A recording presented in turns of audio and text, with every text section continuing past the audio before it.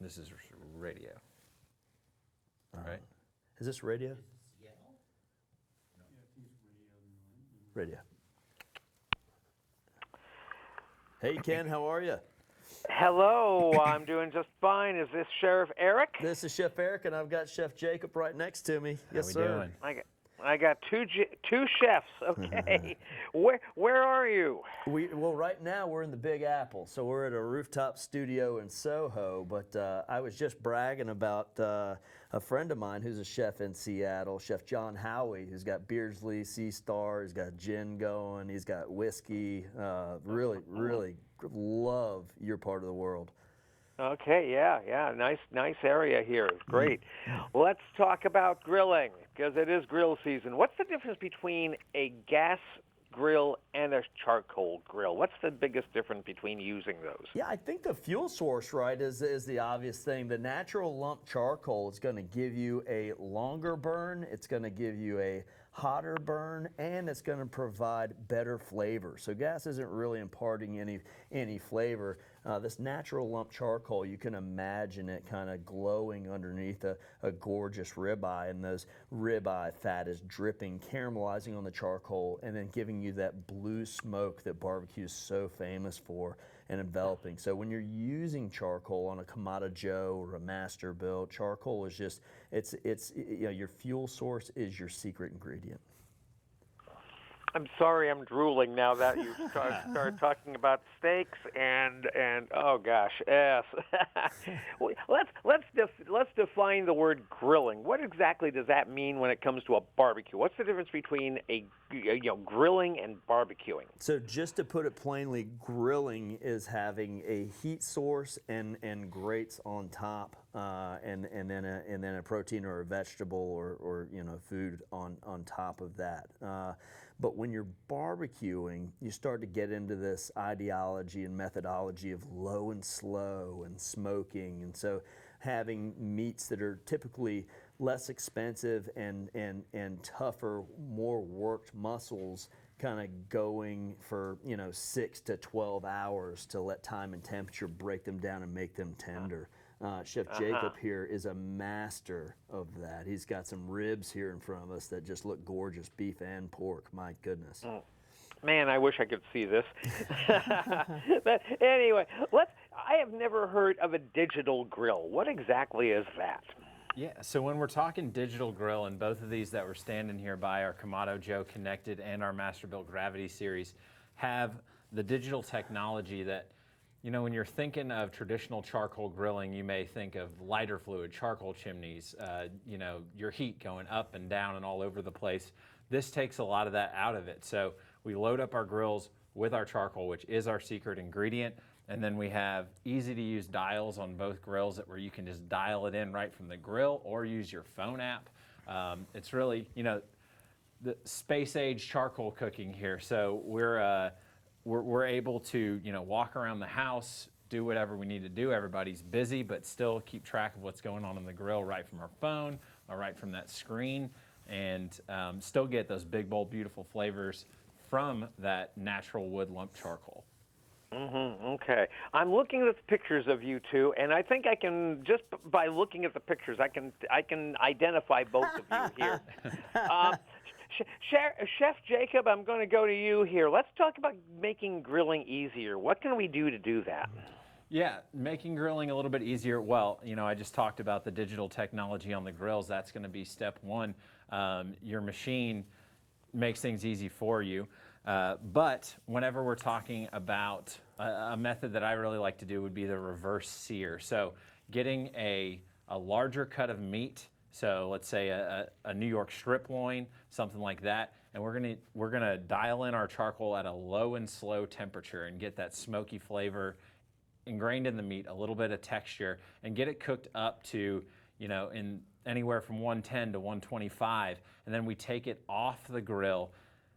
And you can really hold it for anywhere from 30 minutes, few hours. I've held it, overnight before. But you have that smoky flavor. And what you're doing there is pressing the barbecue pause button whenever your guests are arriving. You have that nice big cut. You can have them cut off however much steak they want themselves. They know how thick they want it. and then you're just looking at a 45-second sear, and they're off to the races. But that'll make your grilling a lot easier, is using that reverse sear method, slowing down that cooking, graining those flavors over a long period of time, and then getting that sear at the end and getting your guest involved. What are the biggest mistakes we make in grilling? I'd have to say for these grills, using too much charcoal is something that I see online a lot, right? So if we use less fuel source, we're going to have better airflow. We're going to have less of a propensity to overshoot our temperatures, which is now we've got digital fail-safes for that, because you're just tuning in with a dial to where you want to be. And I would also say not allowing the meat to rest as long. It's the most difficult thing about using Kamado Joe and Masterbuilt, is not allowing the meat to rest, because we're so enthusiastic about slicing into it. But any of that moisture content that you see on your cutting board, that's just a key indication there that you should have let it rest a little bit more, because that juice should be in every single bite that you take versus on your cutting board. So allowing that meat to rest after it's come off the grill allows the meat itself to redistribute. Once that inertia in there from the heat has slowed down, it starts resting and it relaxes a little bit, and that juice redistributes throughout, then we slice. And I can't overemphasize that enough. Even if it's a steak or ribeye, you may be resting it 10 to 20 minutes, all the way up to a brisket, where sometimes I'll rest it overnight, but at least up to 6 to 8 hours sometimes. Yeah, 2 hours minimum on a brisket is what I want for a rest time, and it lets those juices ingrain back into that meat. Okay, so once the grilling is done, let the meat rest for a little bit, particularly for a steak. What about like a hamburger or a hot dog or something? Do you want to do the same thing for that? Not really a hot dog. When you talk about things that are already ground and processed, you don't have to worry about too much. But a burger, yes, because the fat content in there goes through this process where the collagen breaks down and turns into gelatin.